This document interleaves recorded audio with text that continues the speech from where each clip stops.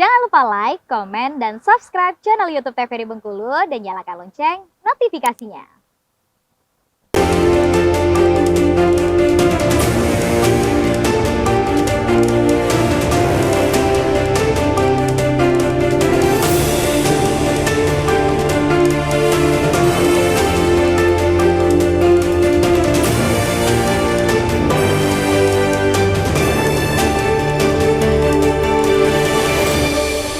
Baik pemirsa, kembali lagi di Berendo Ruang Seni dan Budaya. Tentunya kita masih membahas mengenai seni menulis cerita pada anak.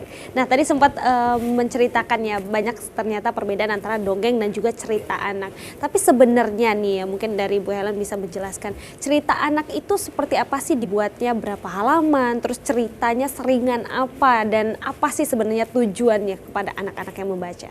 Baik, jika ingin ditanyakan karakteristik dari buku cerita anak itu tentunya memang ada penjenjangan buku ya Mbak.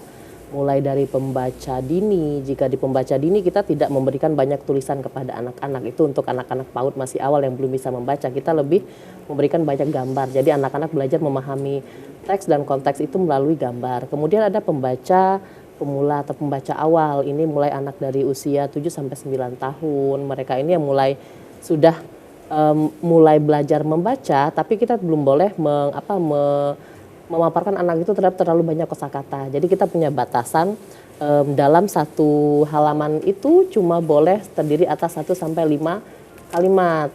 Nah kemudian naik lagi ke jenjang B2. Di B2 ini cuma boleh paling banyak itu 24 halaman. Kemudian batasan kalimat pun dalam satu halaman itu cuma boleh terdiri atas 7 kalimat. Nah, jadi sedetail itu aturannya Mbak. Bahkan untuk jumlah kalimat yang boleh dikonsumsi oleh anak-anak dalam satu halaman pun itu juga diatur. Tak ada lagi, naik lagi ke B3 itu dalam satu kalimat sudah boleh, dalam satu halaman sudah boleh menginjak sekitar 9 kalimat. Dan itu pun didukung dengan ilustrasi yang menarik dan mendukung cerita. Jadi sebenarnya anak-anak ketika di usia anak-anak mereka belum boleh ya dipaparkan dengan satu halaman full yang tulisan semua. Karena seperti Mbak Afifah bilang tadi, takutnya anak memang membaca tapi mereka tidak paham apa yang mereka baca. Benar. Boleh jadi mereka sangat lancar ketika membaca berapa halaman, 1, 10 atau 20 halaman. Tetapi mereka tidak bisa memaknai yang mereka baca itu apa. Jadi kalau ditanya sesederhana apa sih? Sederhana memang. Jika saya boleh memberi contoh salah satu buku ya Pak Yusuf di tahun 2022, jika boleh saya sebutkan penulisnya adalah Pak Zazili dari salah satu sekolah yang ada di kota Bengkulu. Judulnya itu adalah Biji Durian Kejujuran. Iya. Jadi cerita tentang bedu, si beruang madu. Jadi kalau tadi ditanya tentang dongeng, ternyata boleh saja kita memasukkan tokohnya itu bukan manusia. Hewan pun boleh kita jadikan sebagai tokoh dalam cerita tersebut. Si bedu ini mendapat tugas dari gurunya untuk menanam 2 biji durian. Kemudian untuk dikumpulkan nanti ketika masuk sekolah, ternyata semua teman bedu biji duriannya tumbuh menjadi bibit durian. Punya bedu tidak tumbuh, cuma 1. Si bedu ragu, saya harus jujur atau tidak ke guru. Karena di antara semua temannya, cuma dia sendiri yang tidak tumbuh. Di sana letak anak-anak belajar. Oh, ketika saya dihadapkan pada pilihan itu untuk jujur dan tidak jujur, saya harus apa? Sesederhana itu Mbak. Nah ternyata ketika melewati pergulatan batinnya si anak kecil ya, dengan menangisnya, dengan sedihnya, dengan takutnya, si bedu memutuskan untuk jujur. Pak Guru, biji durian saya tidak tumbuh 1, sedangkan teman-teman tumbuh semua. Di akhir cerita Pak Guru memberitahu bahwa anak-anak ternyata dari 2 biji durian itu, yang 1 sudah saya rebus. Jadi tidak mungkin tumbuh, yang mungkin tumbuh cuma 1. Nah jadi dari cerita yang sesederhana itu Mbak, didukung dengan banyak ilustrasi, anak-anak dia belajar sesuatu. Di satu sisi mereka belajar tentang kearifan lokal bahwa binatang khas dari Bengkulu ini adalah beruang madu.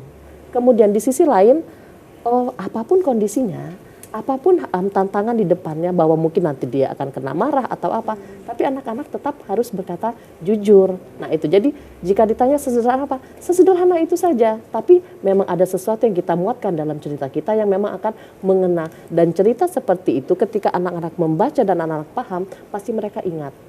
Dan itu bentuk pembentukan karakter yang kita inginkan. Baik, jadi dengan perumpamaan ya. Iya. Tapi kan kalau ngomongin anak-anak ini kan mungkin untuk perumpamaan kan mereka agak sedikit kesulitan gitu ya Bu ya. Mungkin mereka harus yang kita kasih tahu A ya A, B ya B, tidak dengan perumpamaan. Apakah memang anak-anak ini bisa apa ya memahami ini dengan baik ataukah memang harus ada proses dalam membaca juga nih Bu? Jadi proses dalam membuat ceritanya pun tidak langsung jadi. Seperti saya bilang tadi, bahkan dalam pemilihan katanya saja, diksi di dalam cerita tersebut pun kita pilih. Kemudian kan namanya proses Mbak, kita bikin sinopsisnya dulu, kita bikin papan naskahnya dulu.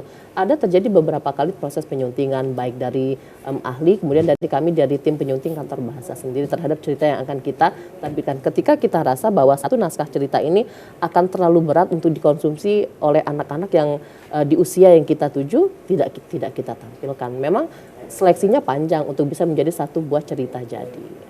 Baik, jadi memang butuh proses Betul. dengan standar yang memang seharusnya gitu ya Bu ya. Memang sudah ada, sudah difikirkan, sudah mungkin dicoba langsung pada anak-anak juga ya. Jadi jangan pernah khawatir dengan penulis-penulis handal ini tentunya sudah melalui standar dan mekanisme yang luar biasa tentunya. Nah mungkin Bapak nih aku mau tanya, tadi kan untuk pembuatan buku kan butuh waktu tentunya ya. Kalau dari Bapak sendiri ini pernah bikin buku berapa banyak? Dan apa aja sih buku-buku yang pernah dibuat? Tapi nanti ditahan dulu setelah jeda pariwara berikut ini tetap di Brendo Ruang Seni dan Budaya.